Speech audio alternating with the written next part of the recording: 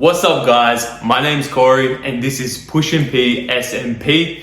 Welcome to this channel. On here, we're gonna be sharing scalp micro pigmentation, going through my journey, giving you guys any tips and advice that I learn on the way, things that help me, and we're gonna be doing some other things as well, but I'm not gonna tell you yet. You will see when they pop up. If you have any feedback, comments on what you wanna see next, just drop it below, let me know. Follow us on Instagram if you get any value out of this at Beginner SMP, Pushinp SMP, and I'll leave some links below. So go follow, go check us out. Thank you for supporting. First tip that I've learned from doing over 30 sessions now is check your work regularly. So when you start, you want to obviously check that you're using the right size to match the hair follicle, and you also want to check that it's looking the way that you want it to look. You're checking that the color's right and that the size is right, that the depth is right, that the angle is right. So something that I wasn't doing initially was I wasn't checking regularly enough. I would do initially, I would just pick a color, pick the needle, then just start, give it a wipe, okay, looks good. And then I'll go and do half a head or maybe more, a couple sections, quarter of a head, half a head, and then wipe it. But the problem is that if there's any problems as you go along, as you keep going, you don't see it until you've already done half the head. So you've gone too far, and obviously you can't take it back once it's on there. It helps when you're starting off to do a little bit, wipe it, check it, make any adjustments you need to make, do a bit more, wipe it, check it. And it will take a little bit longer, but you're gonna give the client a better result. And at the end of the day, you wanna give a better result rather than just get the service done as quickly as possible.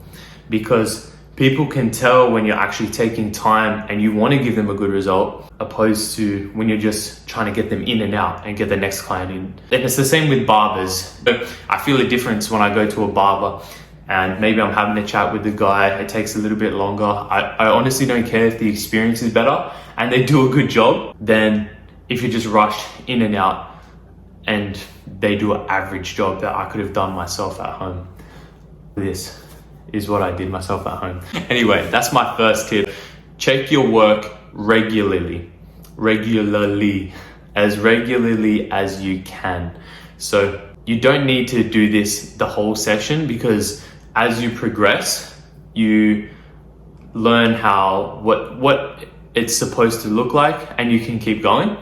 But for me, at this stage, I'm still constantly checking, and I might do maybe 10 dots, wipe it, do that again at the start, and then you can do a whole quarter or a whole section, depends how you section off the head, if you section off the head. So for me, that leads into number 2, sectioning off the head. So when I was starting, I did section off the head because that's what we were taught by AJ at Beginner SMP. Thank you for teaching me that, because I would get lost in the sauce, to be honest.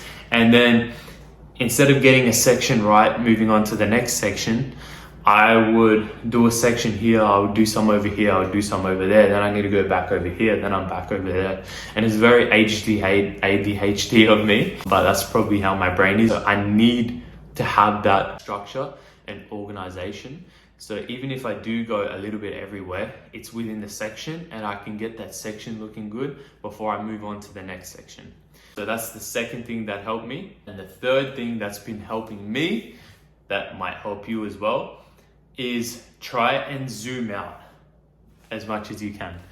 I don't mean like working the whole thing like this, where you need your magnifying glass as well. If you work better like that, do that for you. But for me, when I was beginning, I was getting lost in the sauce. And what I mean by that is I was too zoomed in, too focused on this little section that I was doing, that you can't see the big picture. And sometimes when you're that close in, you can cluster them too close together. You don't know what it looks like when you're further away. And most people aren't going to see it up that close as well. But when you take a step back and you actually look at the work properly, then it gives you a better perspective. Obviously, every now and then you can just have a look what it's looking like from a distance. You don't have to be constantly like in, out, in, out, in, out. What you want to be doing is just find somewhere that works well for you, but make sure you're not just straight in there, just focused on this tiny little section, because one, it's going to take longer, and two, you can make mistakes as well, like going too close together. So take it a little bit further back, or just every now and then you lock in your focus, see what it's looking like from a distance. Do another section, see what it's looking like from a distance, or a pass through, and then have a look what it's looking like, fill in any spots that need to be filled in, and then go like that. But it's pretty much act, assess, adjust, and just continuing that iteration throughout the whole process. And that's what I've been using to try and help me get better and produce better results for my clients. And I feel that it's helped me learn and progress. And I'm taking that forward in everything I do. So if there's one takeaway that you get from this video, it's just act, assess, adjust. So do the action, do a quick assessment, see how it's going, and then make any adjustments if you need to, then keep going. Repeat that loop. Act, assess, adjust. Act, assess, adjust. Act, assess, adjust. And that's all from me today, guys. Thank you for listening. Comment what you want to see below and give us a follow on Instagram. Thank you for the love. I appreciate it. See you next time.